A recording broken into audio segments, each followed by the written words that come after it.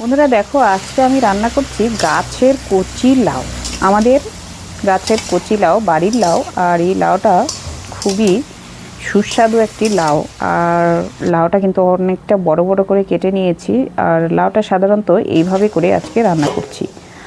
আর এখানে একটু নাড়াচাড়া করে একটু ঢাকা দিয়ে নিলাম। আর আমি এখানে ফোড়নে দিয়েছিলাম রাঁধুনি, জিরে আর তেজপাতা।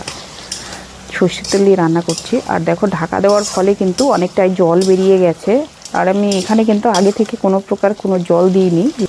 আর লাউয়ে কিন্তু অনেকটাই জলের পরিমাণ বেশি থাকে, হ্যাঁ, তাই জন্য কিন্তু অনেকটাই জল বেরিয়ে গেছে। তো ভাজা মাছ আমি দিয়ে দিলাম এখানে, কই মাছ আর গড়াই মাছ আছে, মানে টাকি মাছ, অনেকে ল্যাটা মাছ বলে। আর তার সাথে রাঁধুনি বাটা আর আদা বাটা দিয়ে দিলাম। আর আগে থেকে নুন, হলুদ, কাঁচা লঙ্কা এসব তো দিয়ে নিয়েছি। তো উপরে একটু আমি চালের গুঁড়ো দিয়ে নিলাম। আর এটা দিলে একটু আঠালো টাইপ হবে, পাতলা ঝোলটা একটু গাঢ় হবে আর খেতে ভালো লাগবে। সব শেষে একটু চিনি দিয়ে দিলাম, একটু মিষ্টি মিষ্টি হলে ভালো লাগবে। এবার আমি একটা পাত্রতে নামিয়ে নিচ্ছি। এবার গরম গরম ভাতের সাথে পরিবেশন করে নিন। আর লাউয়ের খোসাটাও কিন্তু আমি ভেজে নিয়েছি, তার সাথে বেগুন ভাজি, গাজর আলু ভাজি, আর এখানে লাউয়ের তরকারি। তো বন্ধুরা, এই লাউয়ের তরকারিটা তোমাদের কেমন লাগলো? ভালো লাগলে একটি কমেন্ট করে জানিও। আর এই ধরনের লাউয়ের তরকারি বানিয়ে খাবে, বেশ ভালো লাগবে।